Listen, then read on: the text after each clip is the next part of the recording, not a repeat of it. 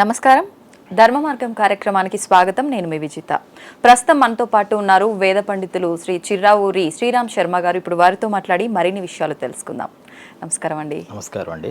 ఇప్పుడు మనకు సెప్టెంబర్ 17 నుంచో 18 నుంచో, నాకు కరెక్ట్గా ఐడియా లేదు, మహాలయ పక్షాలు ప్రారంభం అవుతున్నాయని చెప్పి విన్నాం. ఈ మధ్య కాలంలో ప్రతి ఒక్కరిలో ఎవరిని చూసుకున్నా కూడా పితృదోషానికి సంబంధించిన వాటితో చాలా రకాల ఇబ్బందులు పడుతున్నారు. వాటి నుంచి బయటపడాలంటే పితృదేవతలకు మనం కృతజ్ఞతగా చేస్తూ ఉండాలని చెప్పి అంటున్నారు కదా. మనం మామూలు సందర్భాల్లో చేసే వాటికన్నా ఈ మహాలయ పక్షాల్లో చేస్తే కనుక ఎక్కువ ఫలితం ఉంటుందని చెప్పి విన్నాను. ఈ మహాలయ పక్షాలు ఉన్న ఈ 15 రోజుల్ని ఏ రకంగా ఉపయోగించుకుంటే బాగుంటుంది? శ్రీమాత్రే నమః. పితృదేవతలు అనేటటువంటి దాంట్లోనే మనకి దేవతలు అన్నారు. పితరులు అంటే బ్రతికున్నటువంటి తల్లిదండ్రులని మనం పితరులు అని పిలుస్తాం. పితృదేవతలు ఏమిటి? వాళ్ళు మనుషులే కదా. మనిషి మరణించిన తర్వాత అయితే స్వర్గానికి కానీ లేదా నరకానికి కానీ వెళతారని మన పురాణాల్లో చెప్తారు. ఎవరు ఈ దేవతల మధ్యలో ఎక్కడి నుంచి వచ్చారు? మళ్ళీ ఇది పితృలోకము అని, అసలు ఈ పిండాలు పెడితే వాళ్ళకి ఎక్కడికి చేరుతుంది అని, ఇలా అనేక సందేహాలు ఈ కలియుగంలో మానవులకు వస్తాయి అని గ్రహించిన మహర్షులు వీటన్నిటి మీద పెద్ద పెద్ద విచారణలు చేసి అనేక గ్రంథాలు, అనేక శాస్త్రాలు రూపొందించారు. వాటిల్లో సంవత్సరంలో 96 రకాల శ్రాద్ధాలు చేసే విధానం ఒకటి ఉంది. దాన్ని షణ్ణవతి శ్రాద్ధం అంటారు. 96 సార్లు 96 రోజులు ఆ గతించినటువంటి తల్లిదండ్రులని ఉద్దేశించి వాళ్ళకి అన్నం నీళ్లు ఇవ్వడం. అన్నోదకాలు. అన్నం అంటే డైరెక్ట్గా అన్నం పెట్టలేము, వాళ్ళకి పిండ రూపంగా అన్నం చెందుతుంది. నీళ్ళు అంటే డైరెక్ట్గా నీళ్ళు ఇవ్వలేము కాబట్టి, ఉపాధి లేదు కాబట్టి తిలోదకాల ద్వారా వాళ్ళకి నీళ్లు చెందుతాయి అన్నారు. అయితే అసలు అది ఎలా చెందుతుంది అనేది వేరే సబ్జెక్ట్. అయితే ఇప్పుడు మనం ప్రస్తుతాంశం మహాలయ పక్షం అనేటటువంటిది. పక్షము అంటే 15 రోజులు. ఎప్పటి నుంచి? కన్యాగతే సవితరి ఆషాఢ్యాది అన్నారు. అంటే కన్యలోకి సూర్యుడు ప్రవేశించినప్పుడు, అంటే ఆషాఢ మాసంలో కన్యారాశిలోకి సూర్యుడు సంక్రమిస్తాడు, కన్యారాశిలోకి ప్రవేశిస్తాడు. నెలకు ఒకసారి సూర్యుడు ఒక్కొక్క రాశిలో మారుతూ ఉంటాడు. అక్కడ నుంచి ఈ 5 పక్షాలని కూడా మహాలయ పక్షాలు అన్నారు. మహాలయ పక్షం అంటే 15 రోజులు. ఒక్కసారి అన్నాం 15 రోజులు. పక్షాలు అని బహువచనం అంటాం. అంటే ఈ 5 పక్షాలని అన్నారు. అంటే 5 పక్షాలు కూడా పితృ శ్రాద్ధాలు అవి చేయాలంటే కష్టం కదా. అందువల్ల అపరపక్షం. ఈ 5 పక్షాలు అంటే ఆషాఢ మాసంలో వచ్చే రెండు పక్షాలు, శ్రావణ మాసంలో వచ్చే 2 పక్షాలు, భాద్రపద మాసంలో శుక్లపక్షం తీసేస్తే పంచమ అపరపక్షం. ఈ 5 పక్షాల తర్వాత వచ్చేటటువంటిది 6వ పక్షం. అంటే బహుళ భాద్రపద మాసంలో వచ్చేటటువంటి పక్షాన్ని మహాలయ పక్షము అన్నారు. ఈ మహాలయ పక్షం ఈ నెల సెప్టెంబర్ 18వ తారీఖు నుంచి ప్రారంభమవుతోంది. ఆ రోజు సందేహం ఏంటంటే, ఉదయం సూర్యోదయానికి పౌర్ణమి ఉంది 8 చిల్లర వరకు కూడా. మరి సూర్యోదయానికి ఉన్న తిథిని మనం తీసుకుంటాం కదా మాసం ప్రారంభించేటప్పుడు. అంటే ఆ రోజు తిథి ద్వయం వచ్చింది. అంటే సూర్యోదయం దాకా పౌర్ణమి ఉన్నా తర్వాత పాడ్యమి వచ్చింది. మర్నాడు అంటే 19వ తారీఖు పాడ్యమి లేదు, విధి వచ్చేసింది. అందువల్ల అపరాహ్నము అంటే సుమారుగా మధ్యాహ్నం 2 గంటల సమయం నుంచి 4 దాకా ఉండేటటువంటి సమయాన్ని ఒక అరగంట అటు ఇటు మారుతూ ఉంటుంది. ఈ సమయంలో ఉన్నటువంటి తిథిని పితృదేవతలకి శ్రాద్ధ తిథిగా గ్రహించమన్నారు. అందువల్ల అది 18వ తారీఖు ఉంది కాబట్టి 18 నుంచి మహాలయ పక్షంగా మనం చెప్పారు. ఈ పక్షంలో ఏం చెయ్యాలి అంటే, అసలు ఎందుకు చెయ్యాలి అనే విషయాన్ని మనం తెలుసుకుంటే, ప్రతి సంవత్సరము కూడా కొడుకులు ఎవరైతే ఉంటారో వాళ్ళకి కొన్ని విధులు చెప్పి ప్రత్యబ్దం భూరి భోజనాత్ అన్నారు. అంటే తల్లి తండ్రి బ్రతికి ఉండగా వాళ్ళని చాలా ప్రేమతో చూసుకోవడం. మనల్ని చిన్నప్పుడు మలమూత్ర విసర్జనలన్నీ కడుపులో చేసినా భరించింది తల్లి. బయటికి వచ్చిన తర్వాత ఊహ తెలిసేదాకా మనం చేసేటటువంటివన్నీ కూడా ఎంతో ఓర్పుతో భరించింది. అటువంటి తల్లికి కానీ అటువంటి తండ్రికి కానీ మన నుంచి ఇంత ప్రయోజనం లేకపోయినా ఎంతో ప్రేమతో మన మీద వాళ్ళు వ్యవహారం చేశారు. మనం వాళ్ళని తిట్టాము, కొట్టాము కూడా. అయినా సరే వాళ్ళు అవన్నీ పట్టించుకోకుండా చేశారు. మరి అటువంటి వాళ్ళు ప్రపంచంలో ఎవరైనా ఉంటారా? ఎన్ని పరిచయాలు వచ్చినా, ఎన్ని స్నేహాలు వచ్చినా, మనం వాళ్ళతో మంచిగా ఉంటే మనతో మంచిగా ఉంటారు తప్పితే, మనం ఎలా ఉన్నా మన మీద ప్రేమతో ఉండేవాళ్ళు కేవలం తల్లిదండ్రులు. అటువంటి తల్లిదండ్రులకి ఏం చేసినా రుణం తీర్చుకోలేవయ్యా. వాళ్ళు బ్రతికున్నంత కాలం వాళ్ళు తుది శ్వాస ఇక్కడ వదిలేదాకా కూడా వాళ్ళని కంఫర్ట్గా నువ్వు ఉంచాలి అని చెప్పారు. మరి వెళ్ళారు ఇక్కడి నుంచి, అయిపోయింది. ఆ టైం వచ్చిన తర్వాత అందరూ వెళ్ళిపోతారు. వెళ్ళిన తర్వాత కూడా నీకు వాళ్ళతో సంబంధం ఉంది కాబట్టి, మీరు 4 అన్నతమ్ములైతే ఆ పెద్ద ఆయన ఈ పిండ ప్రదానం చేస్తూ ఉంటాడు కదండి, మిగతా వాళ్ళు ఏదో పనులు ఉంటాయి, ఈరోజు సెలవు లేదు, ఆఫీస్ లేదు అని మానకూడదుట. ఎందుకంటే ఎవరితో సంబంధం వాళ్ళకు ఉంది కాబట్టి ఒకళ్ళు అన్నం పెట్టడం ముఖ్యం కాదు, ఎవరెవరు పెడుతున్నామా లేదా, నేను పెట్టానా లేదా, నువ్వు పెట్టావా లేదా, నలుగురు పెట్టే ధర్మం ఉంది. పెట్టించుకునే ధర్మం వాళ్ళది కాదు, పెట్టకపోయినా వాళ్ళకేం నష్టం లేదు, పెట్టకపోతే నీకే నష్టం. అందువల్ల ఈ నలుగురు అన్నతమ్ములు కూడా పెట్టాలి అన్నారు. ఇలా తల్లి మరణించిన రోజో తండ్రి మరణించిన రోజో పితృశ్రాద్ధాలు చేసేస్తూ ఉంటారు. కానీ ఆ రోజు చేసేటప్పుడు తండ్రి, తాత, ముత్తాత, తల్లికి కనుక చేస్తే తల్లి, నాయనమ్మ, ముత్తమ్మ అని ముగ్గురికి మాత్రమే ఆ రోజు మనం ఫుడ్ని కానీ వాటర్ని కానీ ఇచ్చే అవకాశం ఉంటుంది.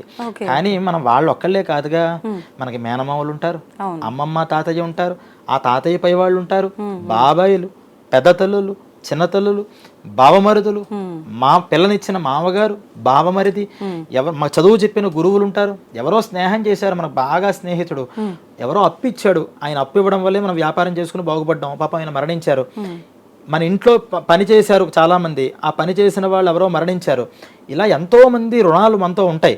మరి వీళ్ళందరికీ మనం ఫుడ్ పెట్టాలంటే అలాగా అని ఆలోచించి, అది మరి ఎవరెవరు పోయిన రోజు అన్ని చేస్తూ కూర్చుంటే సంవత్సరంలో 365 రోజులు పితృకార్యాలు సరిపోతాయి. ఇలా కాకుండా ఏం చేస్తే బాగుంటుంది అని మహర్షులు తపస్సు చేశారట. చేస్తే వాళ్ళకి ఆ తపస్సులో వాళ్ళకి గోచరించింది, ఈ కాలంలో ఈ భాద్రపద మాసంలో ఈ 15 days ఏవైతే ఉన్నాయో, యాక్చువల్గా 16 దసరా మొదటి రోజు కూడా కలపాలి, కానీ 15 అని మనం వ్యవహారం చేస్తున్నాం. ఎందుకంటే దసరాలో మళ్ళీ దీన్ని మనం కలుపుకోకుండా పూజల్లో ఉంటాం కాబట్టి అని. ఈ 15 daysలో కనుక పితృకార్యాలు చేస్తే ఎవరెవరికి ఎలా ఏ త్రూగా ఏ ఛానల్ ద్వారా వెళ్ళాలో అంతా చేరుతుంది అని చెప్పారు. వాటిల్లో ఒక్కొక్క రోజు ఒక వైశిష్ట్యం ఉందండి. దీంట్లో 15 ఒక విధానం కాదు. దీంట్లో ఎవరైనా యాక్సిడెంటల్గా పోయారు, లేకపోతే సూసైడ్ చేసుకుని మరణించారు, వాళ్ళకి దీన్ని 14వ రోజు అంటే చతుర్దశి, బహుళ చతుర్దశి వస్తుంది. చతుర్దశి రోజు కనుక వాళ్ళని ఉద్దేశించి పిండ ప్రదానాలు పెడితే వాళ్ళకి తృప్తి కలుగుతుందట, వాళ్ళు అక్కడి నుంచి విముక్తి అవుతారు. జనరల్గా సూసైడ్, యాక్సిడెంటల్ కేసెస్లో వీటికి వాళ్ళు లాక్ అయిపోయి ఉంటారు. ఆ లాక్ని ఆ రోజు కనుక చేస్తే అది ఓపెన్ అవుతుంది అని చెప్పారు. అలాగే కొంతమంది సన్యాసం పుచ్చుకుంటారు, ఇంకా వాళ్ళ పెళ్ళిళ్ళు అవి చేసుకోకుండా. అలా ఎవరైనా కనుక మరణిస్తే వాళ్ళకి ద్వాదశి రోజు పెట్టండి అన్నారు.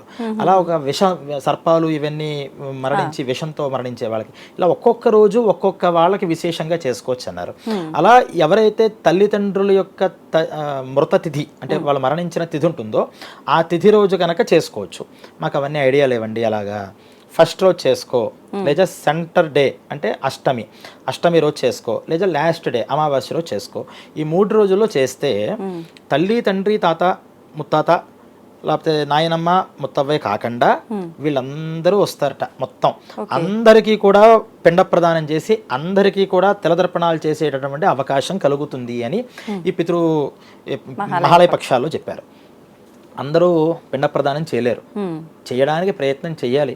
ఇప్పుడు భోజనం రోజు చేయలేం కదా అని రోజు బ్రెడ్ తిన మనం ఉండట్లేదుగా, ప్రయత్నం చేస్తున్నాం. అలా వాళ్ళకు కూడా చేయడానికి ప్రయత్నం చేయాలి. ఎందుకంటే ఒక్కరోజు కాదు, 15 రోజుల్లో ఎప్పుడైనా చేసుకోవచ్చు. అంత ప్రాసెస్ లేదండి, షార్ట్ ప్రాసెస్లో కూడా చెప్పారు. ప్రాసెస్లో కూడా మనం తగ్గించారు, వాళ్ళే తగ్గించారు, మనమే తగ్గించక్కల ఒక ప్రాసెస్ పెట్టారు. అసలు అది కూడా మాకు కుదరట్లేదండి అంటే మానకుండా ఈ తల్లిదండ్రులు లేని వాళ్ళు, ఎక్స్పెషల్లీ తండ్రి లేని వాళ్ళు ఎవరైతే ఉంటారో ఈ 15 రోజులు కూడా నువ్వులతో రోజు తర్పణ చేయమన్నారు. కొంచెం ఒక 5 minutes ప్రాసెస్, అది 5 minutes రోజు కనుక ఈ లిస్ట్ వాళ్ళందరికీ తర్పణ వదిలితే వాళ్ళు ఫుల్ హ్యాపీ అవుతారట. అందుకనే వేదంలో ఈ తిథులు అమావాస్య రోజు కానీ ఈ పితృపక్షాల్లో కానీ ఆ పితృదేవతలందరూ కూడా ఎక్కడెక్కడ నుంచి వాళ్ళకి ఫుడ్ వస్తుందో ఆ ఇళ్ళ దగ్గరికి వాళ్ళని రిలీజ్ చేసి పంపిస్తారట. పై లోకంలో పితృలోకంలో ఉన్న వాళ్ళని వాళ్ళందరూ కూడా వచ్చి తల్లకిందులుగా వేళ్లాడుతూ చూస్తారట ఇంట్లో, మాకేమన్నా ఈరోజు కాస్త పెడతాడా అని. ఎవరు కూడా కనీసం అసలు వాళ్ళు ఈరోజు అమావాస్యను కూడా ఈరోజు మహాలయ పక్షాలను కూడా తెలియకుండా వ్యవహరిస్తారో, అరే నేను ఇంత కష్టపడి ఈ సంతానాన్ని పెంచడం కోసం ఇంత ప్రయాసపడ్డామే, కనీసం మమ్మల్ని వీళ్ళు గుర్తించుకోవట్లేదే అని బాధతో వెళ్ళిపోతారు. నిరాశా పితరోగతాః, నిరాశతో వెళ్ళిపోతారట. అందుకనే ఇప్పుడు మీరు చెప్పారు పితృశాపాలు వాటి వల్లే వస్తున్నాయి. బ్రతికుండగా తల్లిదండ్రులను ఎవరు సుఖంగా చూడట్లేదు, మరణించిన తర్వాత గుర్తుంచుకోవట్లేదు, ఒకవేళ మరణించిన తర్వాత ఏదైనా చేయాలి అంటే ఓ చారిటీ చేస్తున్నామండి వాళ్ళ పేరు మీద ఈరోజు 1000 మందికి అన్నం పెట్టామండి అంటున్నారు. 1,00,000 మందికి అన్నం పెట్టినా కొడుకు చేతితో పెట్టే ఇంత పిండానమే వాళ్ళకి డైరెక్ట్గా దక్కుతుంది. మిగతావన్నీ చూసి ఆనందపడతారు, గొప్ప పనులు చేస్తున్నాడే అని ఆనందం ఉంటుంది తప్పితే ఆకలి తీరదట. ఆకలి తీరాలి అంటే ఆ కొడుకు చేతితో ఒక పిండ ప్రదానాన్ని చేయాలి. ఏమిటి అంత గొప్పతనం అంటే మనకు మహాభారతంలో భీష్ముడు చాలా గొప్పవాడు కదా, ఆయన పితృకార్యాలు చేస్తున్నట్టు డైరెక్ట్. మరి అంత ధర్మాత్ముడు డైరెక్ట్ దేవతలతో రిలేషన్ ఉన్నవాడు పితృకర్మలు చేస్తే ఆయనకేం కర్మ, మనకు దేవతలు కనిపించరు కాబట్టి గుళ్ళు గోపురాలు, దేవతలతో డైరెక్ట్గా ఉన్నవాడు ఎలా ఉంటాడు. ఆయన పితృకార్యం చేయడం ప్రారంభిస్తున్నట్ట. చేసి కింద దర్భలు పరిచి పిండ ప్రదానం చేస్తే పితృదేవతలకు ఆనందం వేసి అసలు నీలాంటి వాడు మళ్ళీ అక్కడ పెట్టి నేను తీసుకోవడం ఏంటని చేతులు పెట్టారట. మా చేతుల్లోనే పెట్టు అని. ఆయన చెయ్యి తీయండి అని దర్భల మీద పెట్టేట. ఎందుకు అంటే డైరెక్ట్గా వచ్చిన శాస్త్ర విరుద్ధమైన పనులు చేయకూడదు. శాస్త్రం అనేది ఉంది కాబట్టి, ఈ ప్రాసెస్ అనేది ఉంది కాబట్టి నువ్వు వచ్చావు. అసలు ఇదే నేను పక్కకు తోసేస్తే నువ్వు వచ్చావు కదా, నీ నోట్లో కలిపి పెడితే మనం పెట్టేటటువంటి పిండానికి ఈ ప్రాసెస్కి అర్థమే ఉంటుంది.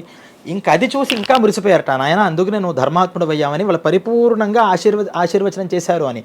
అందువల్ల ఈ పితృకార్యాలు చేసేటప్పుడు కూడా ఈ పిండ ప్రదానాలు పెట్టాలి అంటే ఖచ్చితంగా కొడుకు పెట్టాలి. కొడుకు చేతే పెట్టేటటువంటి ఆ పిండ ప్రదానం వల్ల, ఆ తెలతర్పణం వల్ల వాళ్ళకి తృప్తి కలుగుతుంది అని. కొడుకులు లేని వాళ్ళు ఈ కొడుకులు లేని వాళ్ళ కోసం 16వ రోజు అని చెప్పాను నేను, అంటే దసరాలో మొదటి రోజు, దాన్ని దౌహిత్ర కర్తృక మహాలయం అంటారు.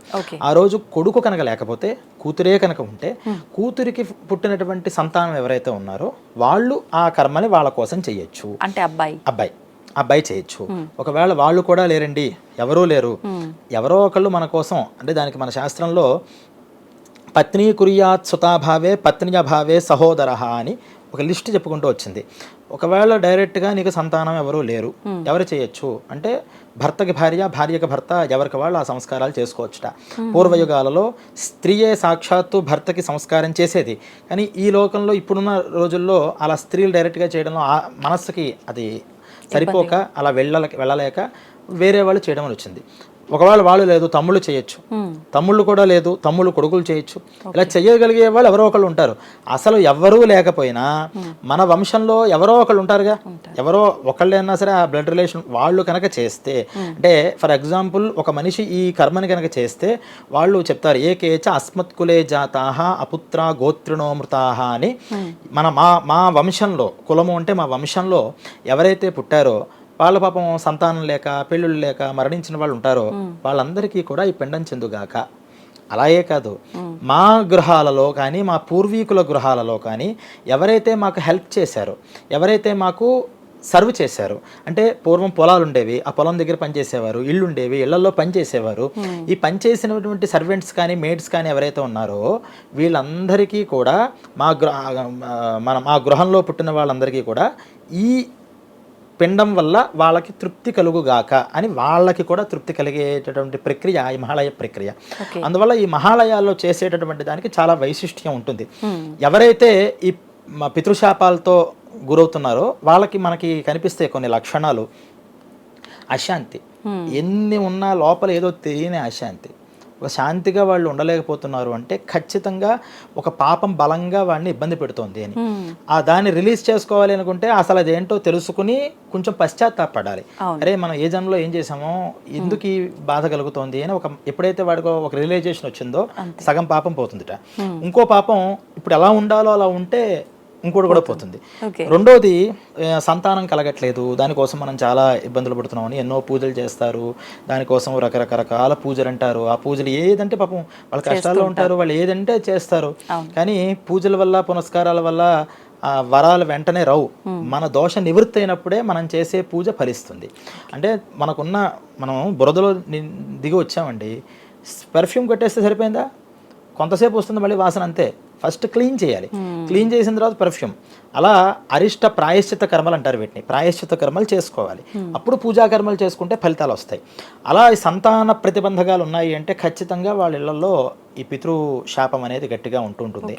అలాగే ఏ ఇంట్లో అయితే ఈ చిన్నపిల్లలందరూ కూడా పుట్టి మరణిస్తూ ఉంటారు, కొంతకాలం ఉండి అకాల మరణాలు వచ్చాయి అంటే పితృశాపం గట్టిగా వాళ్ళకి ఉంటున్నట్టు మనం గ్రహించాలి.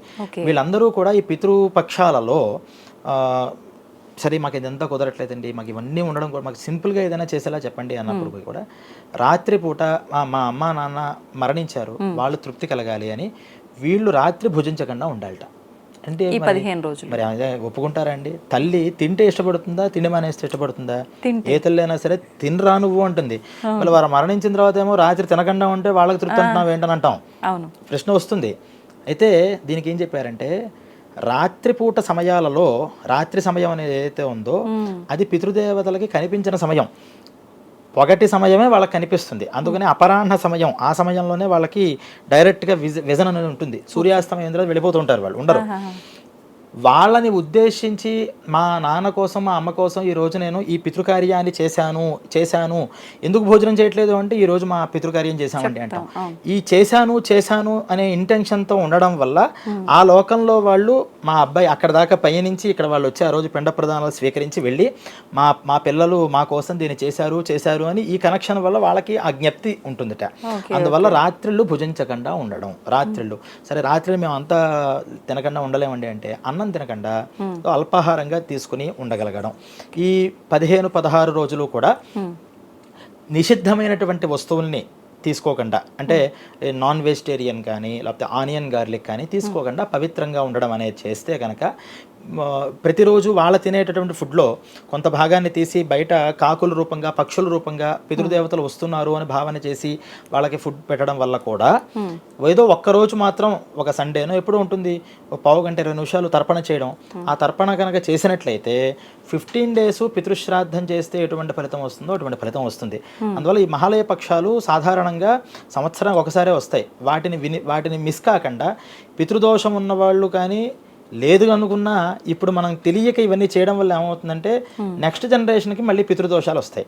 అందువల్ల మీరు ఆస్ట్రాలజీ పరంగా చూసినప్పుడు ఈ జాతకాడుకే ఉంటుంది, ఆ తల్లిదండ్రులకు ఎవరికి పితృదోషాలు ఉండవు, కానీ కొడుకు దగ్గర నుంచి వస్తుంది. తర్వాత కొన్ని జాతకాల్లో జనరేషన్ నుంచి ఆ పితృదోషం వెళుతూ ఉంటుంది. పాపం దానికోసం నారాయణ బలి అని గోకర్ణం అని అక్కడ ఇక్కడ చాలా చోట్ల పెడతారు. ఎన్ని వెళ్ళినా సరే పోదు. ఎందుకు పోదు అంటే ఒక్కసారి అది దాన్ని క్లీన్ చేసేసుకునేది ప్రాసెస్ కాదు. అది ఎంత స్టాక్ అయిపోయినప్పుడు ఇంత యాసిడ్ పోస్తే ఎక్కడ దవుతుంది, నడవదు కదా. అది చాలా క్లియర్ అప్ అవ్వాలి. అటువంటి మహాదోషాలు కూడా ఈ మహాలయ శ్రాద్ధం అనే 15 రోజులు కూడా నియమంగా ఉండి చేయడం.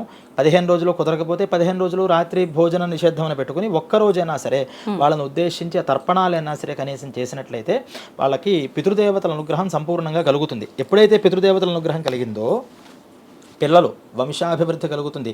ఆ పిల్లలకు కూడా రిలేషన్ వస్తుందిట. తల్లిదండ్రులు అంటే ఇష్టపడాలి. ఇప్పుడు చాలా చూస్తున్నాం, రిలేషన్స్ ఉండట్లేదు.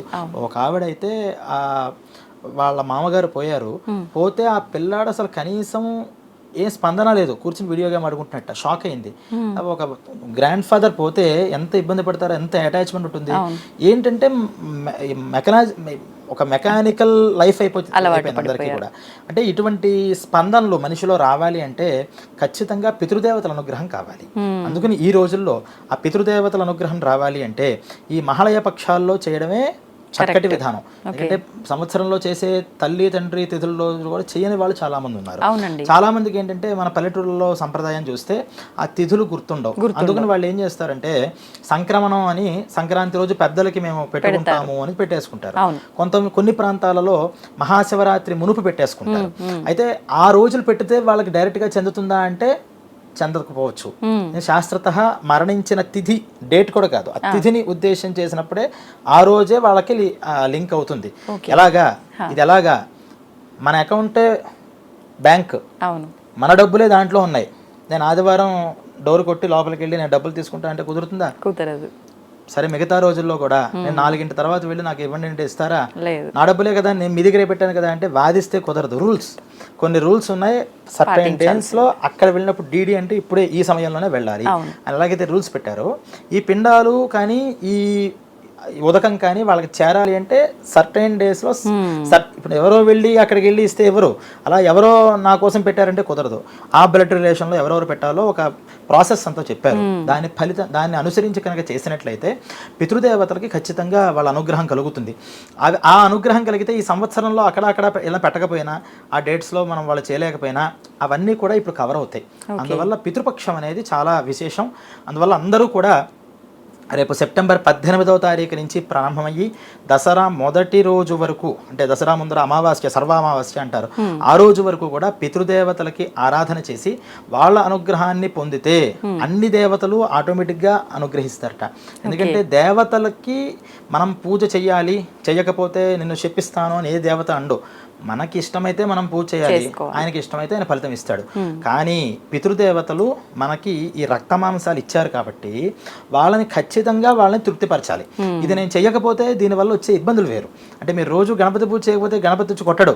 కానీ ఈ సంవత్సరికాల్లో కానీ ఈ సంవత్సరంలో వచ్చేటటువంటి ఆబ్దికాలు తద్దినాలు కానీ మానేస్తే మాత్రం పితృదేవతలు ఖచ్చితంగా దెబ్బ వేస్తూ ఉంటారు, గుర్తు చేస్తారు.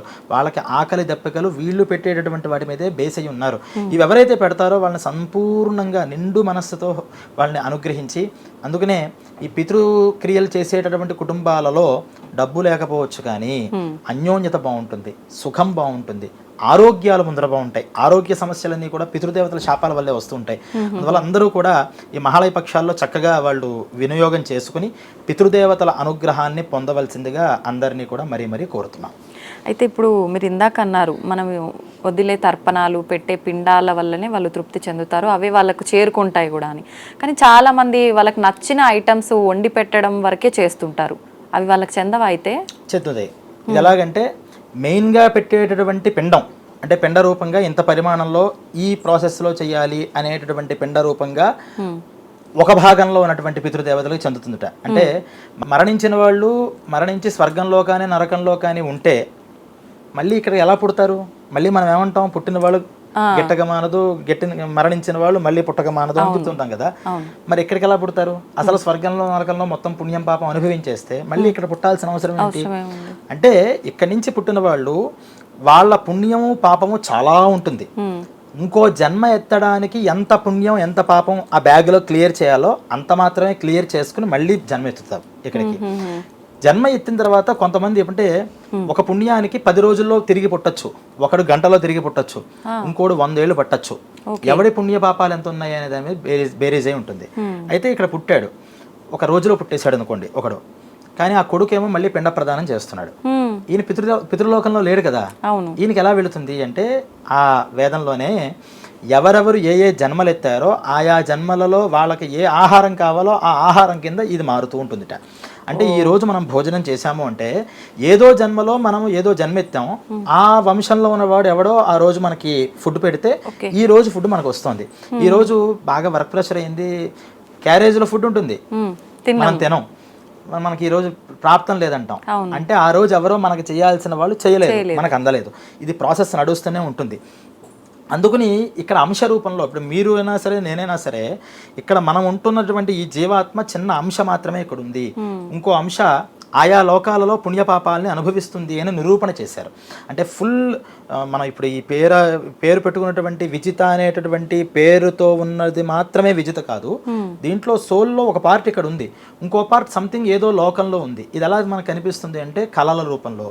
అప్పుడప్పుడు మనకి కొంత మనం పీస్ఫుల్గా ఉన్నప్పుడు కొన్ని కొన్ని కళలు మనకి ఏదో ఒక అనుభూతిని, మనకి ఏదో ఒక సెన్స్ ఉన్నట్టుగా మనకి కనిపిస్తూ ఉంటుంది. అంటే ఆ సెన్సెస్ అన్నీ కూడా అక్కడి నుంచి వచ్చేటటువంటి ప్రేరణలు.